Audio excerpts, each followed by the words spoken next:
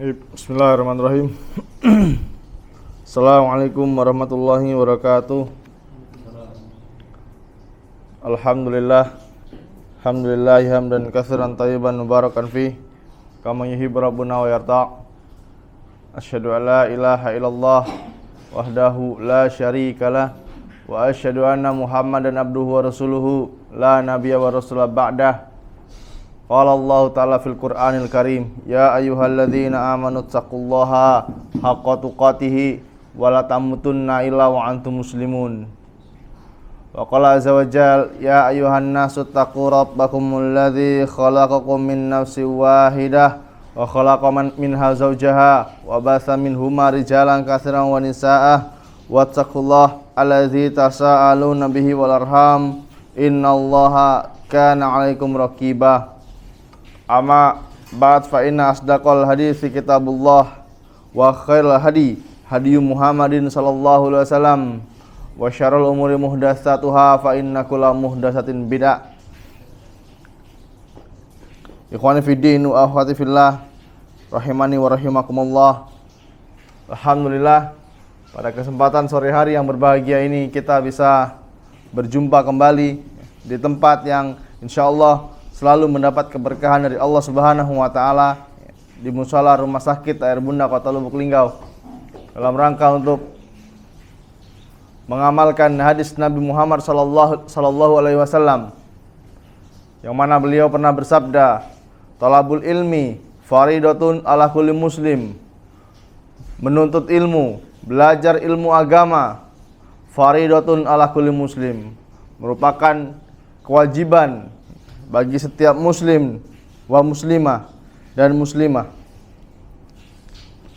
Kemudian selawat dan salam semoga selalu tercurahkan kepada junjungan kita, Nabi kita yang mulia, Nabi Muhammad sallallahu alaihi wasallam.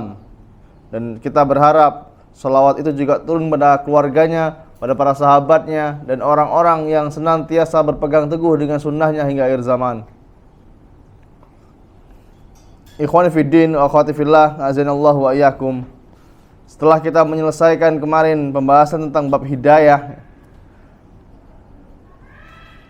masih berpacu pada kitab yang ditulis oleh Syekh Muhammad At-Tamimi rahimahullahu taala. Beliau menulis bab ma jaa anas sababa kufri bani adama wa tarkihim dinahum huwal ghuluwu fis salihin.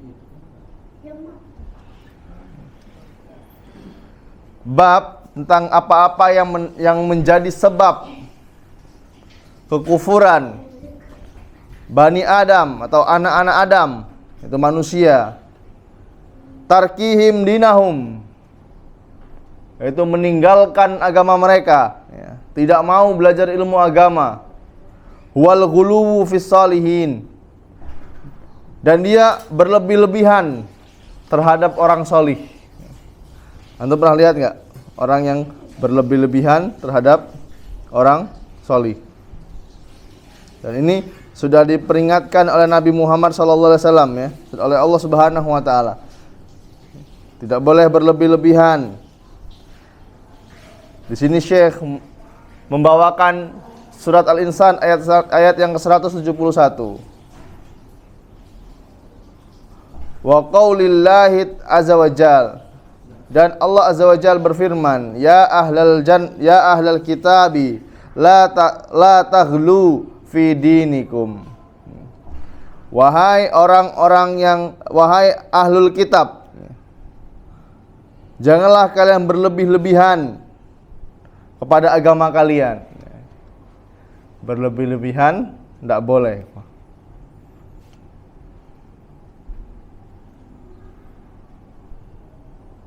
Maksudnya berlebih-lebihan gimana?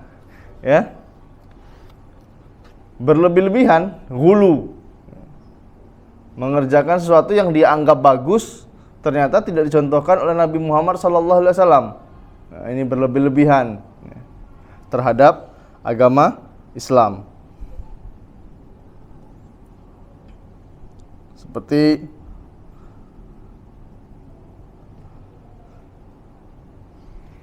seorang laki-laki yang dia memiliki kewajiban kewajiban menafkahi keluarganya misalnya.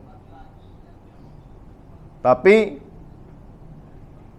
dia malas untuk bekerja, sibuk dengan masjid. Dari pagi sampai sore di masjid, malam di masjid lagi, keluarganya terlantar. Ini nggak boleh.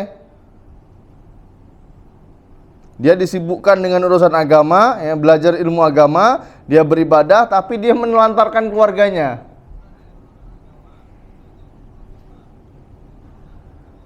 Boleh nggak seperti itu? Yang jelas dia seorang pendosa. Kenapa? Karena dia tidak faham bahwasanya bekerja itu menjaga ifah. Apa itu ifah? Menjaga kesucian dirinya, menjaga wibawanya. Karena istri dan anak-anaknya itu juga termasuk ibadah. Berarti Allah Subhanahu wa taala itu tidak memuji orang yang 24 jam di masjid terus. Allah juga tidak memuji orang yang 24 jam kerja terus, dengan dunia terus, bisnis terus, enggak. Tapi Allah memuji seseorang yang ketika dia bekerja, masuk waktunya ibadah, kewajiban hak-haknya Allah Subhanahu wa taala dia tunaikan. Ini jangan heran ya kalau lihat orang yang wah ini orang ini kok tiap hari di masjid terus gitu kan. Kerjanya apa ini? Tetap kita harus mengedepankan husnuzon kepada saudara kita. Mungkin dia punya tambang batu bara, mungkin dia punya tambang pasir, dia punya kebun sawit misalnya, yang sistem yang menjalankan ini cuma di rumah, datang ke masjid pulang gitu aja. Kita tetap berprasangka baik terhadap saudara kita. Dan ini termasuk berlebihan dalam agama. Kemudian sebelum kita membahas sebab-sebabnya, kita harus tahu dulu. Di sini kan dibahas tentang maja'an nasababa kufri bani adama tarkihim dinahum. Apa-apa yang mendatangkan seseorang itu Bani Adam itu kufur, melakukan kesyirikan. Kita sepakat semua kaum muslimin itu sepakat bahwasanya dosa terbesar dan tidak akan Allah ampuni adalah dosa syirik. Jelas. Siapa yang bilang? Allah Subhanahu wa taala pernah berfirman dalam surat An-Nisa ayat yang ke-48. Innallaha la yaghfiru ayyushraka bih wa yaghfiru ma duna zalika liman yasha. Wa man yusyrik billah faqad iftara itsman aziman. Sesungguhnya kata Allah Subhanahu wa taala, Allah tidak akan mengampuni dosa syirik. Wa yaghfiru ma duna zalika liman yasha, dan Allah akan mengampuni dosa selainnya.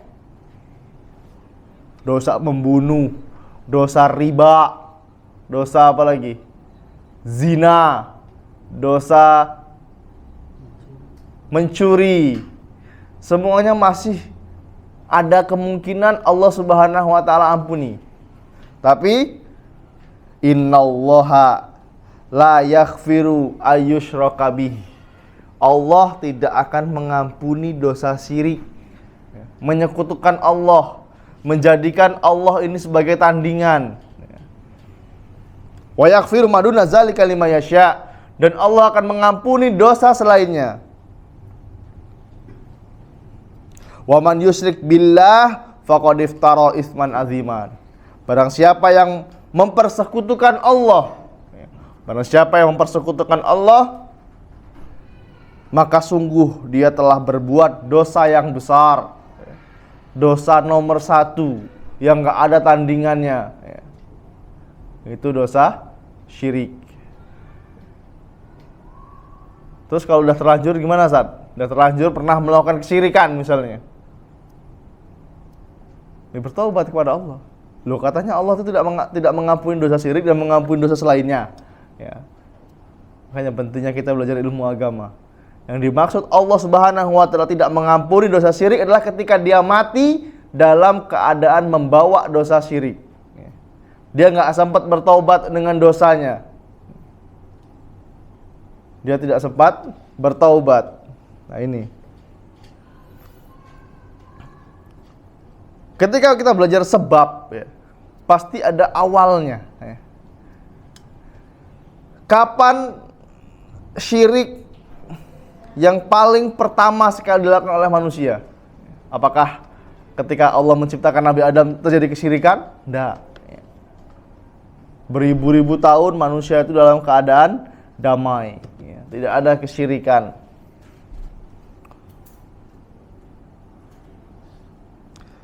Yang pertama kali yang melakukan kesyirikan itu ternyata bukan manusia. Itu siapa? Iblis. Laknatullah alaihi. Allah Subhanahu wa taala berfirman, "Wa may yaqul minhum inni ilahun min dunihi fazalika tajrihi jahannam." Surat Al-Anbiya ayat yang ke-29. Kata Allah Subhanahu wa taala, di antara mereka yang menyatakan bahwa dirinya adalah sesembahan Allah, sesembahan selain Allah, kami akan balas dengan neraka jahanam. Itu siapa? Iblis.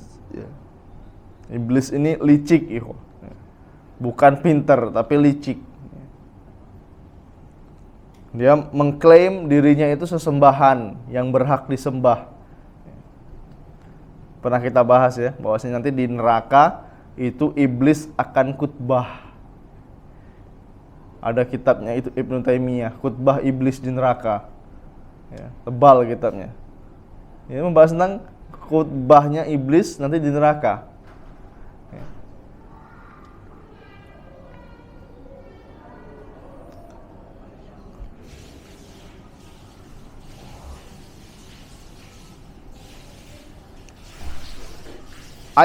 Surat Al-Anbiya ayat yang ke-29 tadi, ya, para ulama sepakat Allah Subhanahu wa taala membahas tentang iblis laknatullah alaihi,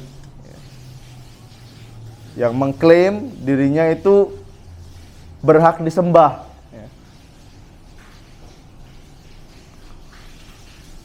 Ibnu Jurayj rahimallahu taala menjelaskan tentang ayat ini. Man yaqul minal malaikati innani ilahun min dunihi falam yakluhu ila iblis. Tidak ada malaikat yang mengatakan bahwa dirinya atau diri mereka adalah sesembahan selain Allah, dan tidak pernah mengatakan kecuali iblis. Dalam kitab Jami'ul Bayan, tidak ada malaikat yang mengatakan dirinya itu sesembahan. Tidak ada yang mengatakan kecuali iblis. Dan malaikat dan jin ini, iblis ini, dia menyerukan bahwasanya dia berhak untuk disembah.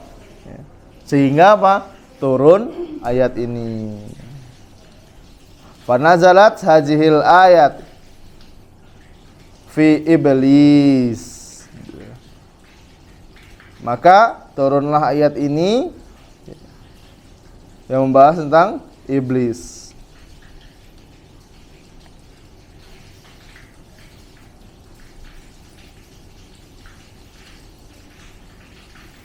Jadi yang pertama kali melakukan kesyirikan siapa? Iblis. Ini perlu diingat-ingat ya. Ini bukan manusia ya, wah. Terus manusia yang pertama kali melakukan kesyirikan siapa? Manusia yang pertama kali melakukan kesyirikan. Ternyata ada beberapa pendapat, ya. Ada beberapa pendapat yang membahas tentang siapa orang yang pertama kali melakukan kesyirikan. Umat mana yang pertama kali melakukan kesyirikan? Apakah dari umat Nabi Adam alaihissalam? Apakah dari umat Nabi Nuh? ya umat Nabi Nuh atau setelahnya. Ini ada beberapa pendapat. Dan ulama berselisih. Ya. Bukan hanya pendapat tapi berselisih. Dan perselisihan mereka itu berdasarkan ilmu. Ya. Perselisihannya berdasarkan ilmu. Bismillah.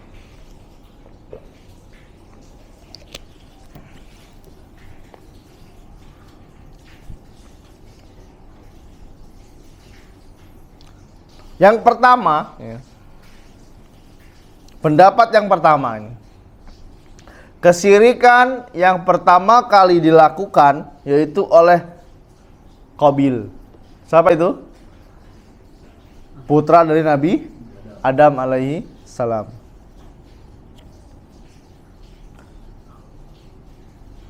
Dalam kitab Tarikh Al-Umam wal Muluk halaman 165 disebutkan bahwa Qabil ketika membunuh Habil, kemudian dia lari dari Nabi Adam menuju ke Yaman. Qabil pun mendatangi iblis. Lalu iblis berkata kepada Qabil, sebenarnya Habil diterima kurbannya, serta kurban tersebut dimakan oleh api karena Habil adalah pengikut ruh api dan penyembah api. Wahai Qabil, maka hendaklah engkau pun melakukan demikian untukmu dan keturunanmu. Qabil pun menuruti perkataan iblis dan membangun kuil api. Itulah kuil pertama dan penyembah api yang pertama. Ketika dia membunuh saudaranya, dia lari ke arah Yaman untuk apa? Menemui iblis. Makanya tadi kita katakan iblis ini licik, bukan pinter, tapi licik. Wahai Qabil, kan dia kan disuruh memberikan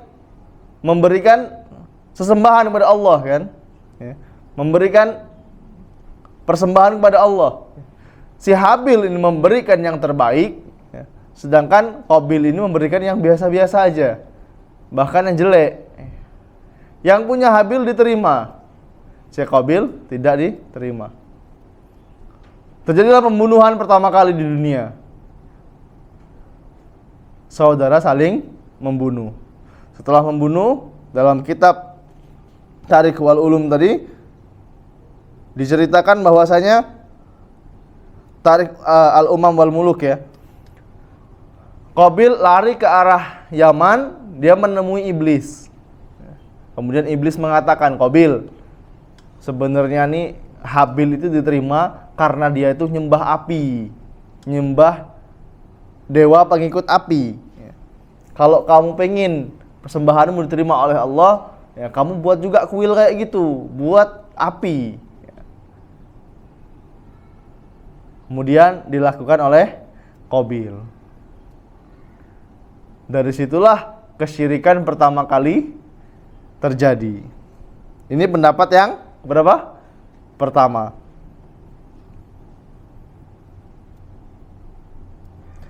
Tapi pendapat ini sangat lemah, ikhwah. Pendapat yang pertama ini sanadnya sangat lemah. Belum jelas orangnya yang meriwayatkan tentang kisah ini. Itu pendapat yang pertama. Apa tadi? Lemah ya. Kemudian yang kedua, kesyirikan pertama terjadi di zaman Yarad bin Malail, ayah dari Nabi Idris alaihissalam.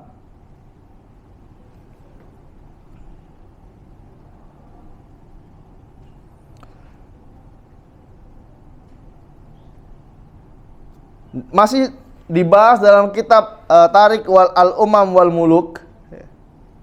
Disebutkan bahwasanya an Ibni Abbasin qal, dari Ibnu Abbas dia berkata, fi zamani yurad amilat al-asnam, dibuatlah berhala-berhala. Asnam itu jamak dari sonama, itu berhala-berhala. Kalau jamak berarti lebih dari satu.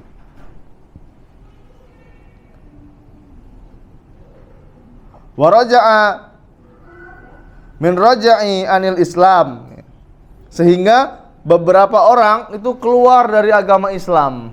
Gara-gara apa? Berhala, sesembahan. Berhala atau sesembahan, patung-patung. Makanya ya, kalau kita punya anak ya, anak-anak usia SD itu biasanya rasa ingin tahunya itu sangat tinggi. Soal patung-patung ya, kita cukup ngasih tahu sama mereka. Ya. Mudah-mudahan mereka paham. Nah, itu adalah lambang kesyirikan. Nah, apa itu syirik? Itu menyekutukan Allah dalam ibadah. Ya, itu tempat ibadah mereka. Nah, kita nggak boleh ke sana. Tapi bagus bangunannya ya tetap kita nggak boleh ke sana. Nah. Ya. Ini harus diedukasi. Ya, sampai nanti anaknya merengek minta ke liburan ke patung misalnya. Nah, ini nggak boleh ya. Liburan ke kuil, ya. Nggak boleh.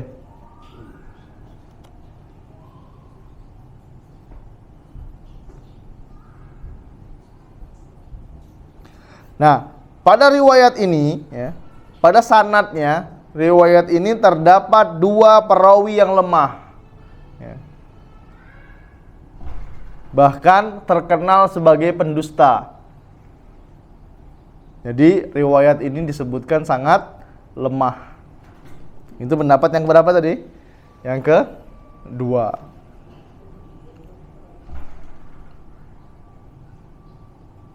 Pendapat yang ketiga, ya.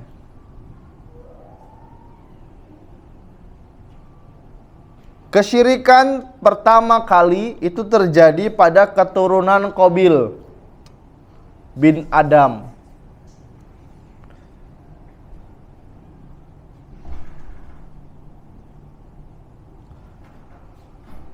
Diriwayatkan oleh Ibnul Qalbi rahimallahu taala. Dari ayahnya dia berkata, dari sahabat yang mulia Ibnu Abbas radhiyallahu an, dia berkata ketika Nabi Adam wafat, ya, Nabi Adam wafat, Banu Syit, yaitu Bani Syit meletakkan jasad Nabi Adam di dalam goa. Lalu jasad tersebut mereka agungkan dan mereka hormati. Kemudian salah seorang laki-laki dari Bani Qabil berkata, "Wahai Bani Qabil, sesungguhnya Bani Syit memiliki tempat yang mereka biasa mengelilinginya, digunakan untuk beribadah dan mengagungkannya, sedangkan kalian tidak punya. Walaisa lakum syai', kalian enggak punya sama sekali tempat seperti Bani Syit tadi."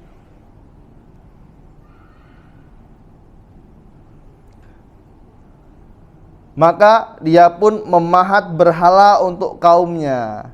Itulah kesyirikan yang pertama. Ini dibahas dalam kitab Al-Asnam karya Ibnul Qalbi. Dan dalam riwayat ini, ya, ini juga lemah. Dengan sisi kelemahannya yang sama seperti pada poin yang kedua, ada perawi yang nggak dikenal, bahkan diketahui sebagai seorang pendusta. Yang berapa tadi? Yang ketiga. Lemah semua pendapatnya ini. Kemudian yang keempat, ini pendapat, mudah-mudahan ini pendapat yang terkuat ya. Kesyirikan yang pertama kali itu terjadi pada kaumnya Nabi Nuh alaihi salam. Apa dalilnya? Allah Subhanahu wa taala berfirman, "Wa qalu la tazarunnal alihatakum wa la tazarunna waddan wa la suwa'an wa la yaghutha wa la ya'uqa wa nasron."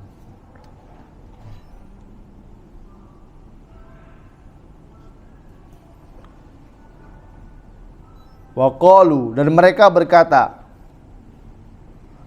jangan sekali-kali kamu meninggalkan penyembahan Tuhan-Tuhan kamu, dan jangan pula sekali-kali kamu meninggalkan penyembahan Wad, dan jangan pula Suwa, Yaghuth, Ya'uq, dan Nasr. ini adalah orang-orang soleh. Ya. Orang-orang soleh di zaman Nabi Nuh. Dan dikuatkan oleh perkataan Ibnu Abbas radhiyallahu an menafsirkan ayat ini, asma'u rajulun solihin min qaumi Nuh. Ini adalah nama-nama orang solih di zaman Nabi Nuh. Falamma halaku au hiya syaitanu ila qaumihim ansabu ila majalisahum allati kanu yajlisuna ansaban wasamuha bi asma'ihim faf'alu falam ta'bud hatta idza halaka au laika watan sahu al ilmu. Dan ini adalah nama-nama orang soleh di zaman Nabi Nuh. Ketika mereka wafat, setan membisikkan kepada kaumnya untuk membangun tugu. Wah, ini membangun apa? Tugu di tempat mereka biasa bermajelis, duduk-duduk. Lalu diberi nama dengan nama-nama mereka. Dan itu dilakukan ketika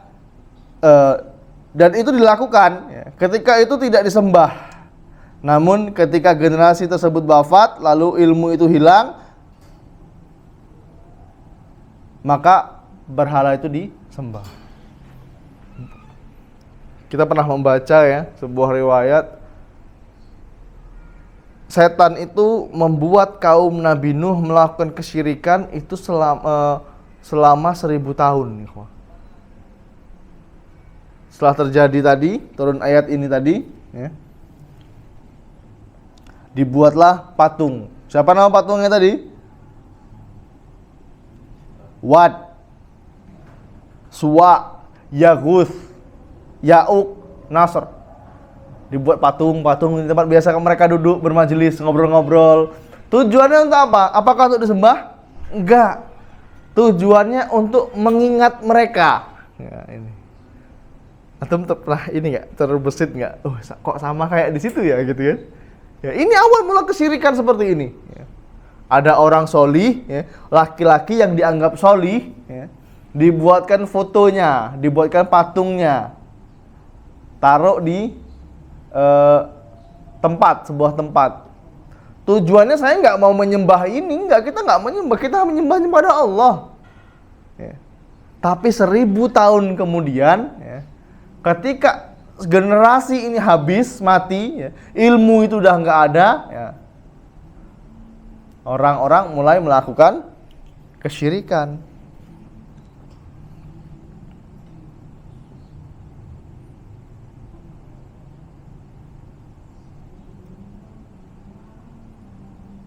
Nah, bahkan 1000 tahun ya sama dengan 10 generasi ya. 1000 tahun kurang lebih 10 generasi. Kana bani Nuhin wa Adama asyratu qurunin kulluhum ala syari'atin minal haqqi fakhtalafu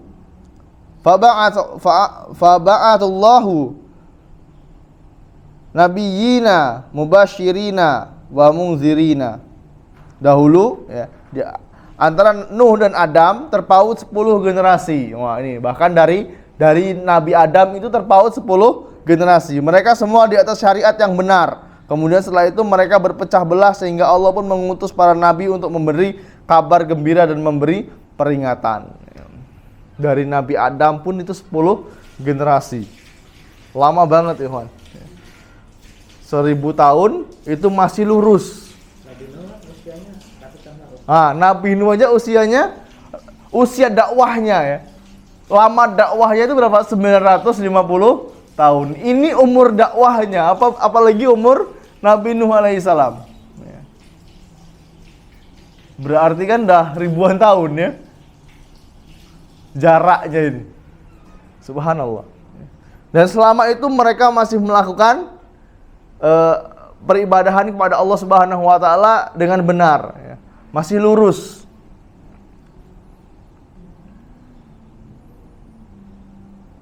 Dan ini adalah pendapat yang kuat, ikhwah.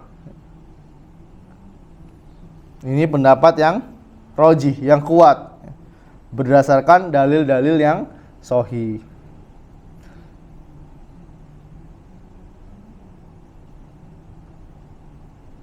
Dan Nabi Nuh itu adalah Rasul yang pertama. Rasul yang pertama.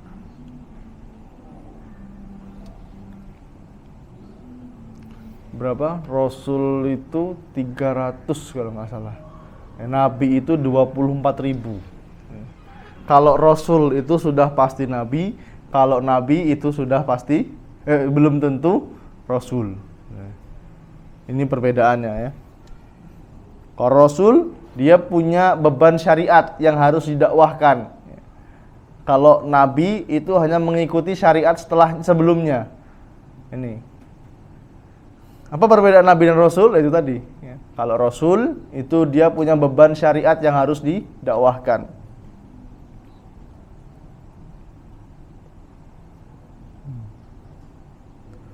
Jadi, di antara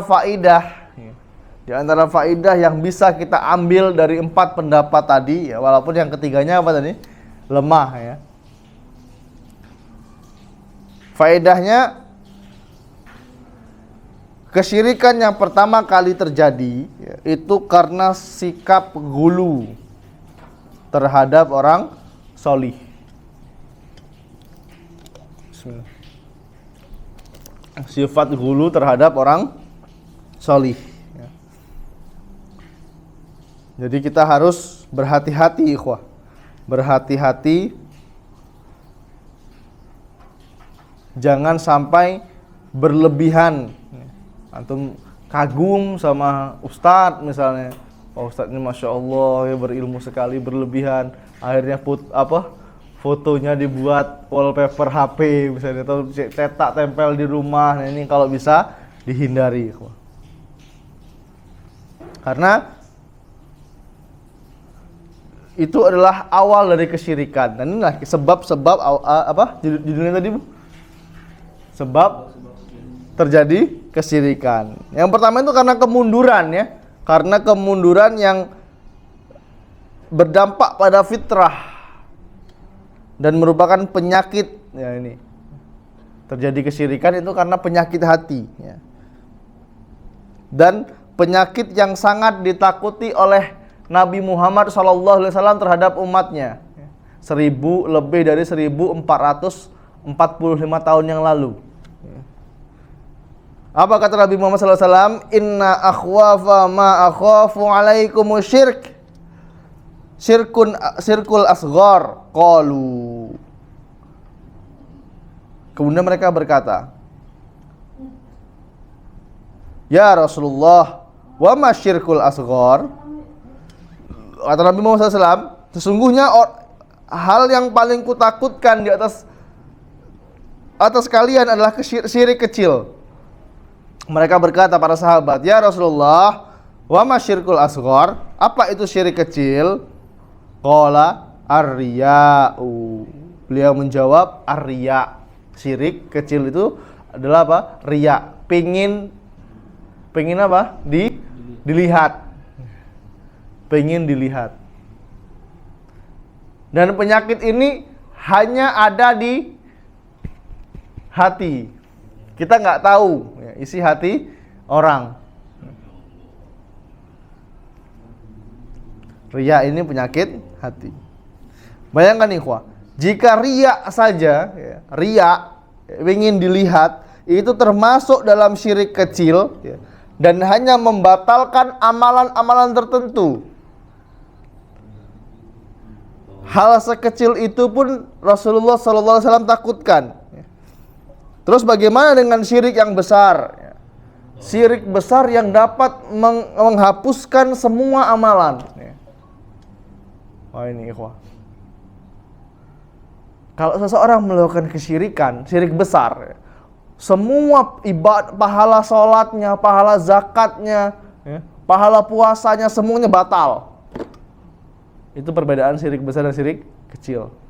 Kalau seseorang sudah melakukan Syirik besar, afwan.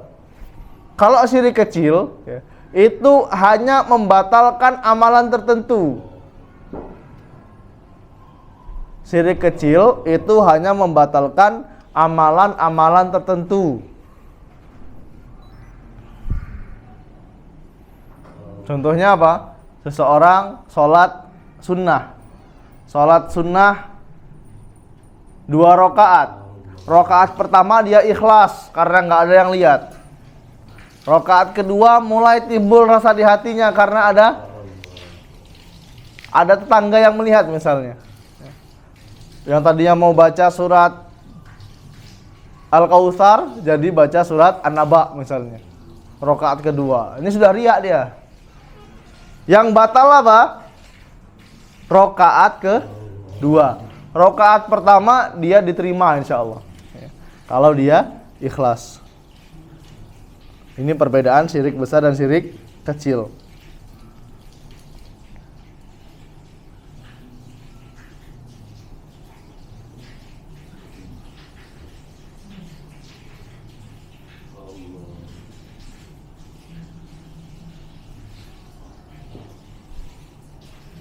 Kemudian Nabi Muhammad SAW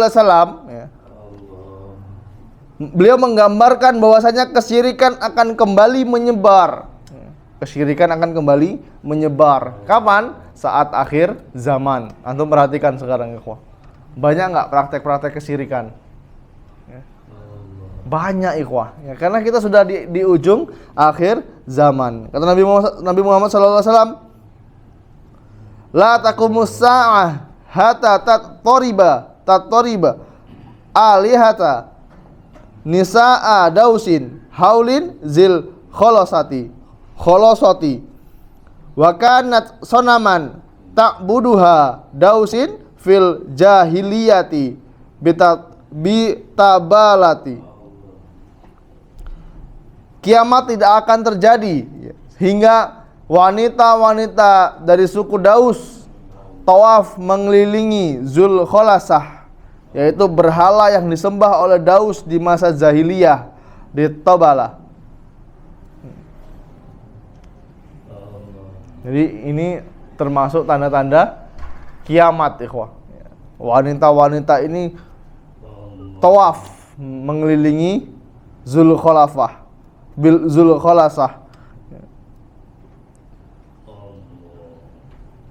Wanita dari suku Daus. Ya. Karena tidak dapat dipungkiri, ikhwah. Saat ini kita hidup ya, di zaman kesyirikan itu sudah biasa dijumpai. Ya. Coba kalau antum iseng buka sosial media, buka Instagram itu, ada akun dakwah posting tentang kesyirikan, lihat di kolom komentarnya. Waduh, itu ngeri-ngeri, ikhwah. Kok kayak gitu dibilang syirik? Itu kan nggak syirik. Wah, banyak sekali. Mereka berhujah, ya, tapi nggak pakai dalil. Mengedepankan hawa nafsu. Dan ini kesyirikan itu sering dijadikan solusi, ya. Kesyirikan itu sering dijadikan solusi. Contohnya apa? Ketika kita bertani, ini studi kasus ya, bukan kita lah, ada orang bertani, selama ini berapa kali panen gagal terus hasil panennya. Akhirnya ada saran, coba dikasih ini sajen untuk Dewi Sri. Apa sajennya? Ya tadi makanan, ya lauk-lauk, ayam ayam utuh 1, taruh di mana? Taruh di pojok-pojokan sawah. Nah, punya sawah 1 hektar ya, di setiap pojokan sawahnya itu dibuat sajen. Nah, ini. Dalam Islam itu tidak kenal yang namanya dewi. Soalnya yang namanya dewi ya. Dan itu pun sebenarnya nggak boleh. Mungkin karena orang tua kita dulu belum paham dengan ilmu agama, ya akhirnya memberikan nama anaknya dewa, dewi. Dalam Islam nggak ada. Ya. Dalam Islam tidak ada istilah dewa atau dewi. Ini ketika mau panen, minta sama Dewi Sri, Sri Rezeki. Kalau nama Sri kan ini udah Indonesia banget ya. Antum punya nggak nama guru namanya Sri? Pasti ada kayaknya ya? Ada ya? Ya, ini nama Indonesia. Tapi keyakinan beberapa kaum muslimin, Sri Rezeki ini dewi yang mengatur baik atau buruknya hasil panen. Nah ini jadi masalah.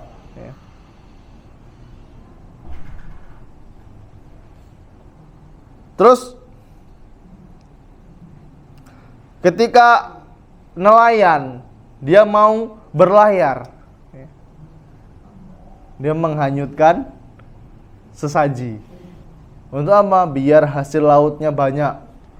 Nah ini jelas kesyirikan. Dan ini dijadikan solusi untuk mereka.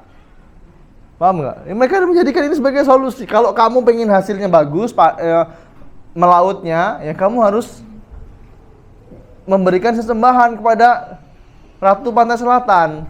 Nah ini, ya, ini nggak boleh, ikhwah. Ketika kita tanya, Mas, kenapa kamu melakukan ini? Ya nggak apa-apa, ini tuh bukti rasa syukur saya. Saya tuh sedekah. Wah, sedekah kok sama jin gitu loh.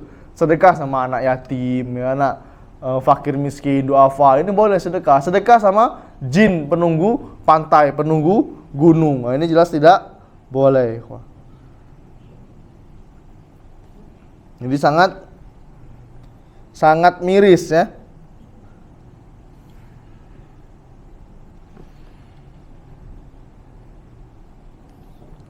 Jangankan di dunia nyata, di dunia maya pun banyak, ikhwah.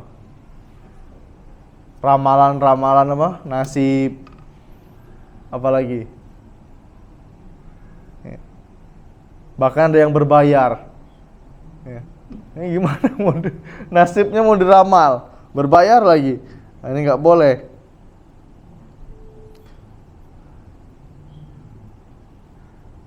Banyak sekali konten-konten yang mengarahkan kepada kesyirikan, dan ini udah biasa. Ya. Tapi kalau hati kita sudah mengatakan, oh benar juga ya ini, nah ini kena syubhat. Ya. Ada konten-konten kesyirikan misalnya, oh ternyata ramalan nasibnya ini pas sama tanggal lahir kita. Oh, Abu Amar lahir tanggal 20 Juli misalnya. Saat ini Anda sedang buntu misalnya. Dan saat ini sedang mengalami ini. Dalam hati kita, oh, benar juga ya. Nah, ini bahaya ya, kok. Ini sudah kena syubhat. Ya. Sudah kena syubhat.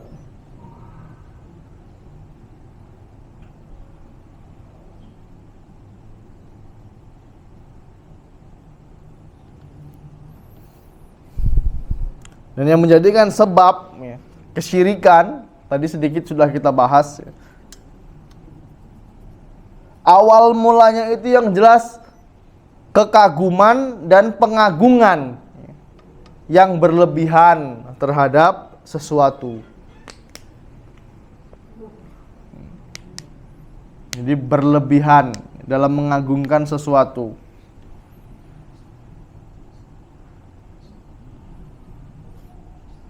Yang pertama tadi siapa? Di zaman siapa? Nabi Nuh. Itu pendapat yang paling kuat.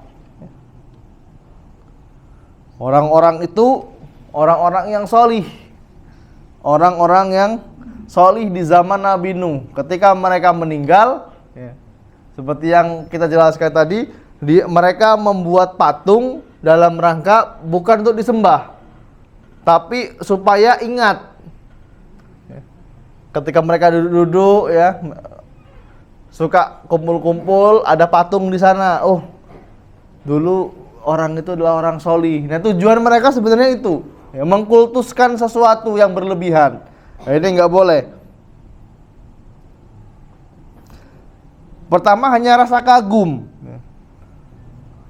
Kemudian setelah mereka meninggal, ya, berubah menjadi pengagungan, ya, yang membuat patung itu disembah.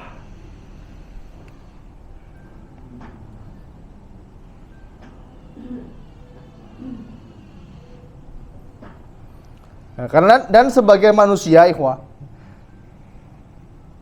ada yang terjatuh dalam kesyirikan karena pengkultusan dan pengagungan terhadap benda, ya, terhadap benda-benda langit tertentu. Seperti kisah kaum Nabi Ibrahim alaihissalam, ya, yang mereka menyembah bintang. Surat Al-Fussilat ayat yang ke-37, Allah Subhanahu wa taala berfirman, "Wa min ayatihi lailu wan naharu wasyamsu wal qamaru la tasjudu lisyamsi wala lil qamari wasjudullah alladzi khalaqahunna in kuntum iyyahu ta'budun." Dan sebagian dari tanda-tanda kebesarannya Allah adalah malam, siang, matahari, dan bulan. Janganlah bersujud kepada matahari dan jangan pula sujud kepada bulan. Tetap bersujudlah kepada Allah yang menciptakannya jika kamu menyembah kepadanya, kepada Allah Subhanahu wa taala. Masih ada nggak orang yang sampai sekarang menyembah matahari? Ada ya, kaum musyrikin yang menyembah matahari. Gimana kalau nyembah apa? Jepang ya, nyembah api mereka. Kan matahari terbuat dari apa? Api ya. Api matahari ya. Mereka menyembah matahari. Kalau matahari tenggelam gimana? Udah, berarti Tuhannya hilang. Ya, logika kan seperti itu logikanya.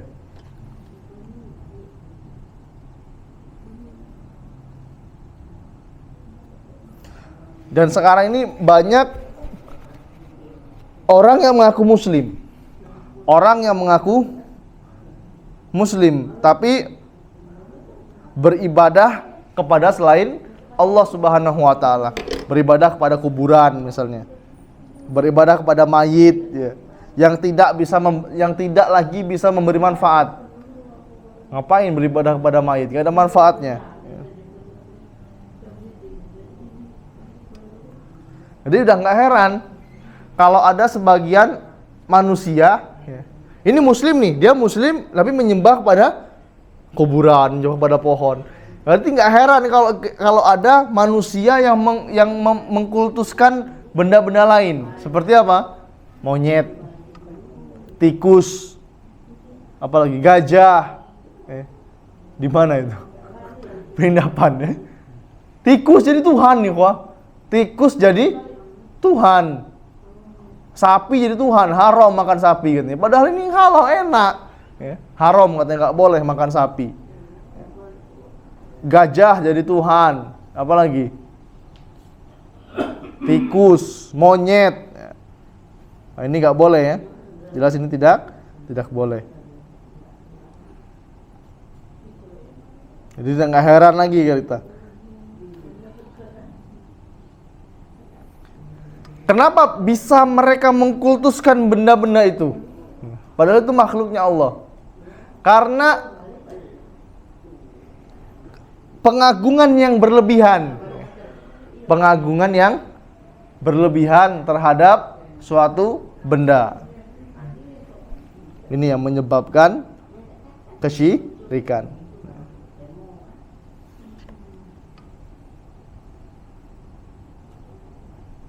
Ini bahaya ya. Kemudian yang terakhir lah, kita persingkat ya. Di antara penyebabnya terjadi kesyirikan itu karena jahil. Jahil bukan usil, bukan ya. Bodoh. Nggak belajar. Tidak belajar. Dan kebodohan ini merupakan sebab utama ketidakpatuhan. Ketidakpatuhan kebanyakan umat dari para nabi. Mereka menolak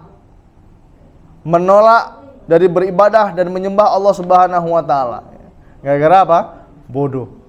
Ini bodoh cak pintar. Nah, ini repot. Dia bodoh tapi ngaku pintar. Ini yang repot. Allah Subhanahu wa taala berfirman, "Wa idz qala Musa liqaumihi innallaha ya'murukum antasbahu baqarah qalu atattakhizuna huzwa Qala a'udzu billahi an akanu minal jahilin. Dan ingatlah ketika Musa berkata kepada kaumnya, Allah memerintahkan kamu agar menyembelih seekor sapi betina. Kemudian mereka bertanya, kaumnya, apakah engkau akan menjadikan kami sebagai ejekan? Ngapain nyuruh kami menyembelih sapi? Gitu. Dia Musa menjawab, A'udzubillah, aku berlindung kepada Allah agar tidak termasuk orang-orang yang bodoh. Kaumnya Nabi Musa ini banyak nanyo ya. Ini orang banyak nanyo nih biasanya nih agak kurang juga dia. Nanya yang nggak penting ya, nanya yang tidak penting. Suruh motong sapi, nanya lagi, sapinya warna apa? Udah dijawab, jantan apa betina? Jantan. Tanduknya gimana bentuknya? Padahal Allah Subhanahu wa taala memerintahkan potong sapi. Ya enggak perlu tanya-tanya yang lain. Ya ini. Kata Nabi Musa alaihissalam, a'udzubillahi an akunu minal jahilin. Aku berlindung kepada Allah, semoga aku bukan termasuk orang-orang yang bodoh.